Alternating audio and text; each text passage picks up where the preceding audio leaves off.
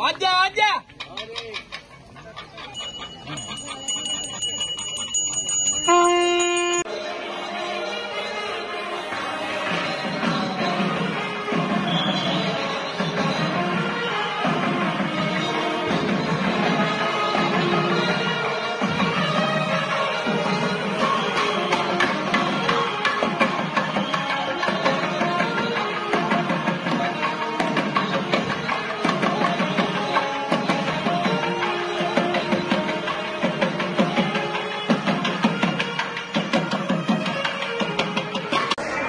ಆಷಾಢ ಶುದ್ಧ ಕೋಟಿನ ಗುರುಕೋಟಿನ ಶುಭ ದಿನದಂದು ಯತಿಗಳಿಗೆ ಹಿಂದೆ ಚಾತುರ್ಮಾಸ್ಯಕ್ಕೆ ಅವಶ್ಯಕತೆಯಾದಂತಹ ಈ ಮೃತ್ತಿಕಾ ಸಂಗ್ರಹಣ ಅನ್ನುವಂತಹ ಕಾರ್ಯಕ್ರಮ ಇಂದು ಸಂಪನ್ನಗೊಂಡಿದೆ.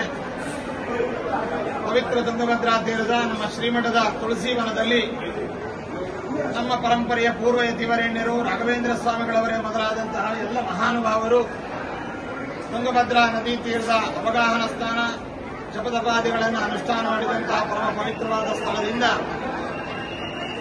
ಗಣಪತಿ ಪೂಜೆ, ಗಣಪತಿ ಪ್ರಾರ್ಥನೆ, ಅದೇ ರೀತಿಯಾಗಿ ಕಲಶ ಸ್ಥಾಪನೆ, ವರ್ಣವಾಸ್ತೋಷ್ಟತಿ ಪೂಜಾ, ಪುಣ್ಯಾವಾಚನೆ, ಪಂಚಗವ್ಯ ಮೇರಣ, ಪಂಚಗವ್ಯ ಪ್ರೋಕ್ಷಣೆ, ಭೂಶೋಧನೆ, ಭೂಪ್ರಾರ್ಥನೆ ಮೊದಲಾದವುಗಳನ್ನು ಇಲ್ಲಿ ಆಚರಿಸಿ ಶ್ರೀಮಠದ ಸಂಪ್ರದಾಯ ಪದ್ಧತಿಗಳಿಗೆ ಅನುಸರಿಸಿ ಈ ಮೃತ್ತಿಕೆಯನ್ನು ತೆಗೆದುಕೊಂಡು ಬಂದು ಇಲ್ಲಿ ನಾವು ರಾಯರಲ್ಲಿ ಸಮರ್ಪಣೆ ಮಾಡಿದ್ದೇವೆ.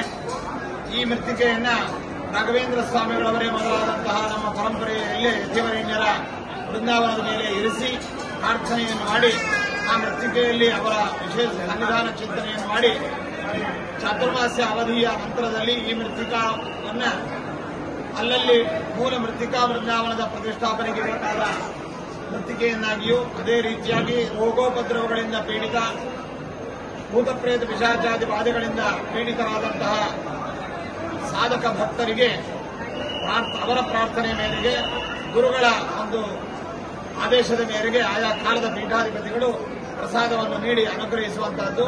ಇದೇ ಅಧಿಕೃತವಾದಂತಹ ಮೂಲ ಮೃತ್ತಿಕಾ ಒಂದು ಸಂಗ್ರಹಣೆ, ಸ್ಥಾಪನೆ ಮತ್ತು ಮೂಲ ಮೃತ್ತಿಕಾ ವೃಂದಾವನ ಸ್ಥಾಪನೆಗೆ ಶ್ರೀಮಠದ ಕಾಲಕಾಲದ ಪೀಠಾಧಿಪತಿಗಳು ರಾಯರನ್ನ ಪ್ರತ್ಯೇಕವಾಗಿ ಪ್ರಾರ್ಥಿಸಿ 48 ದಿನಗಳ ಕಾಲ ಆ ಮೃತ್ತಿಕೆಯಲ್ಲಿ ಅವರ ಸನ್ನಿಧಾನವನ್ನು ಚಿಂತನೆ ಮಾಡಿ ನೀಡುವಂತಹ ಮೃತ್ತಿಕೆಯೇ ಅಧಿಕೃತವಾದದ್ದು. ಅದರಲ್ಲಿಯೇ ರಾಘವೇಂದ್ರ ಸ್ವಾಮಿಗಳವರ ಪಾರಮಾರ್ಥಿಕವಾದ ಅಧಿಕೃತವಾದಂತಹ ಒಂದು ಸನ್ನಿಧಾನ, ಇದನ್ನು ಪಡೆದು ಸ್ಥಾಪನೆ ಮಾಡಿದಂತಹದ್ದು ಆ ಅಧಿಕೃತವಾದಂತಹ ಮೃತ್ತಿಕಾ ವೃಂದಾವನವಾಗುತ್ತೆ.